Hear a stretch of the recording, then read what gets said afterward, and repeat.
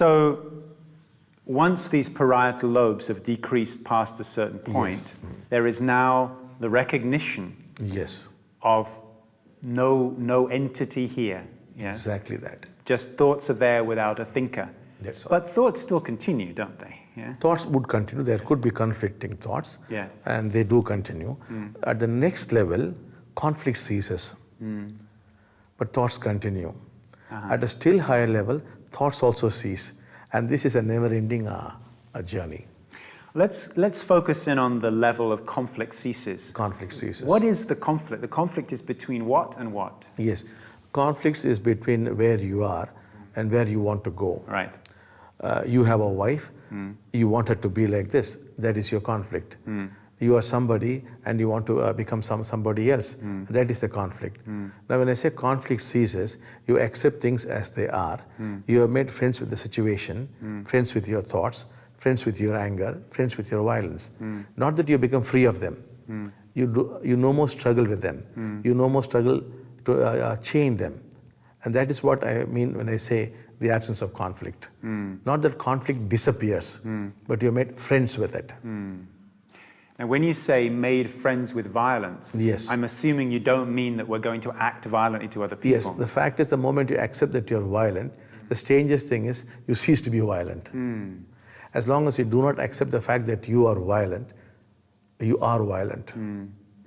But when you can see violence, what happens is you can also see the danger that violence causes, the harm, the damage it causes, and nobody does that. So you have to accept the fact that there is violence in you, and you make friends with it, because violence is too powerful. There's nothing you could do against it. So you shake hands and say good morning and make friends with it. And strangely you find violence doesn't trouble you, because violence has been given due respect. So there's no problem. At a higher level, violence just leaves you. It vanishes. Bhagwan, in Western psychology, over the last few decades, there's been the development of an understanding that we don't actually have one personality, but multiple personalities. It's sometimes called subpersonality theory.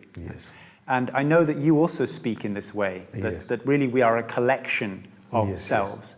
Could you explain a little bit your understanding of this? My basic stand is there's no person there, there's no thinker there, there's no controller there. There are only various personalities who float in and float out. They take possession of you and make use of you, your body or your consciousness. And there are times when no personality also is there. That's a still higher state. But to be aware that personalities are merely flowing through you is also the enlightened state. So they come through you and they pass out of you. And they can come from anywhere.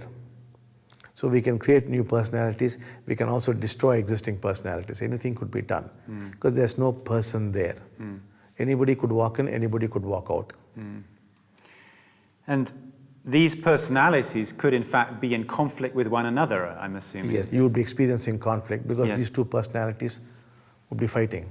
And if I understood what you said earlier, the state of what you're calling enlightenment could be there, the lobes could be below this 25 and 30. That conflict between personalities could continue, but now it would be realized that it's not me. Yes. When the lobes do come down, what you realize is there is conflict going on between two or more personalities you're witnessing from outside the ring. The boxing is going on, but you're watching it. I see. One of the most powerful things that happened to me in India was that I became aware of how judgmental I had become.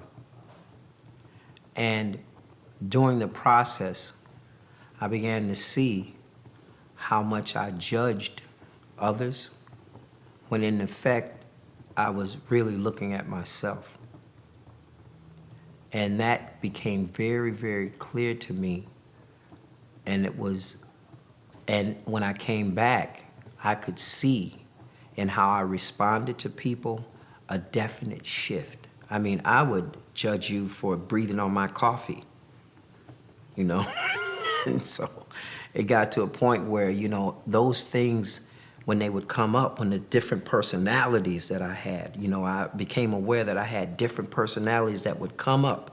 and these personalities would come up, and I'm actually able to see the personality and not unconsciously respond to different things that happen to me in my environment, but I would see the personality come up that would ordinarily respond in a certain way, and then from like an observer position, I can make a choice to respond differently, and I could actually see them come up. To me, that was powerful. It still is.